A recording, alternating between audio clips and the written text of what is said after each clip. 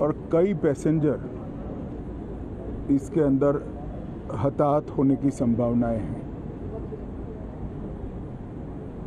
इस घटना से पूरा देश क्षुब्ध है और पूरा देश एक साथ पूर्ण संवेदनाओं के साथ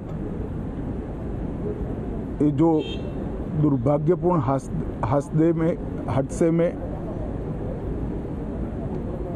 पैसेंजर हताहत हुए हैं, इनके परिजनों के साथ खड़ा है। सबसे पहले मैं भारत सरकार, गुजरात सरकार, भारत सरकार के प्रधानमंत्री जी और गुजरात सरकार की ओर से भी जो लोग हताहत हुए हैं, इनके परिजनों के प्रति गहरी संवेदना व्यक्त करता हूं। 10 ही मिनटों में हादसे के भारत सरकार के पास सूचना पहुंची। तुरंत ही मैंने मुख्यमंत्री जी, यहाँ के गृह मंत्री, होम डिपार्टमेंट के control room, civil aviation department, civil aviation मंत्री, सभी से संपर्क किया। प्रधानमंत्री जी का भी तुरंत ही फोन आ गया और भारत सरकार और गुजरात सरकार के सभी डिपार्टमेंट एक साथ होकर राहत और बचाव कार्य में लगे। इस विमान में कुल मिलाकर 230 यात्री देश के और विदेश के और 12 क्रू मेंबर सवार थे। इसमें से एक यात्री का बचने का अच्छा समाचार मिला है, मैं उनको मिलकर आया हूं। मृत्यु का आंकड़ा तो डीएनए परीक्षण और यात्रियों की पहचान के बाद ही अथॉरिटी अधिकृत रूप से घोषित करेगी, मगर जो यात्री बचा है उसको मैं मिलकर आया हूं। घटना के तुरंत बाद गुजरात सरकार ने बहुत त्वरा से डिजास्टर मैनेजमेंट की सारी इकाइयों को अलर्ट करते हुए, चाहे हेल्थ डिपार्टमेंट हो, चाहे फायर ब्रिगेड हो, चाहे पुलिस विभाग हो, भारत सरकार की भी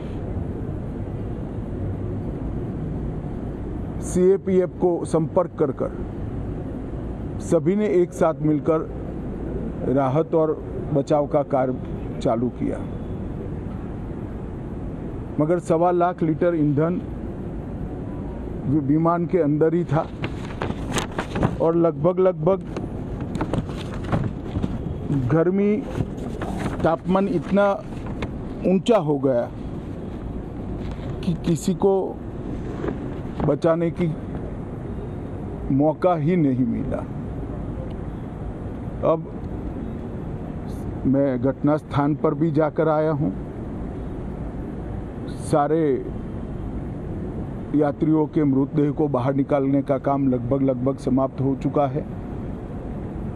जितने यात्रियों के परिजन यहाँ पहुँच चुके हैं, वो सबका डीएनए लेने की कार्यवाही भी 2-3 घंटों में समाप्त हो जाएगी।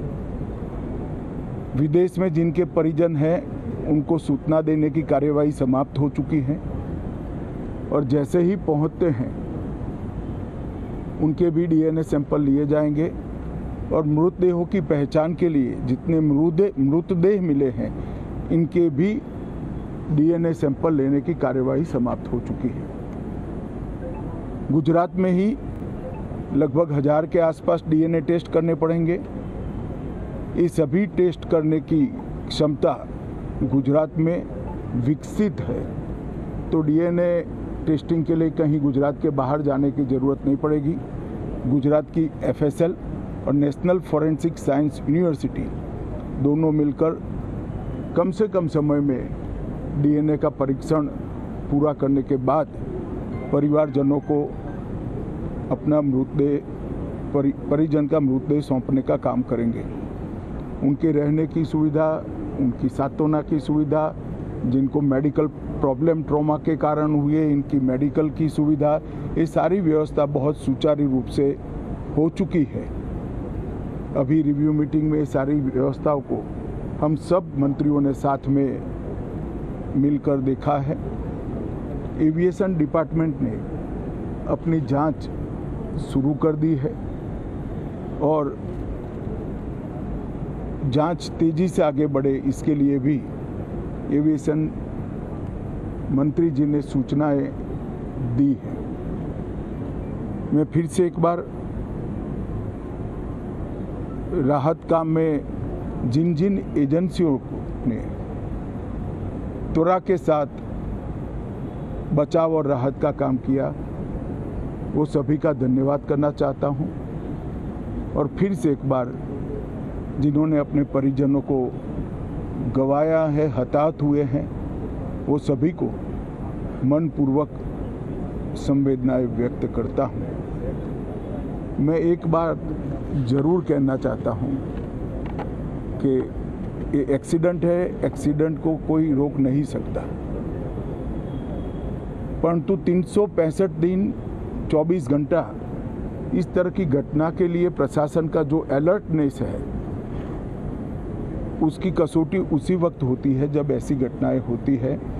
और आज गुजरात के डिजास्टर मैनेजमेंट की तैयारियों का एक प्रकार से दुर्भाग्यपूर्ण तरीके से मगर कसौटी हुआ और बहुत त्वरा के साथ यहाँ पर काम किया गया, वो पूरे देश के मीडिया के सामने और परिजनों के सामने भी आया है।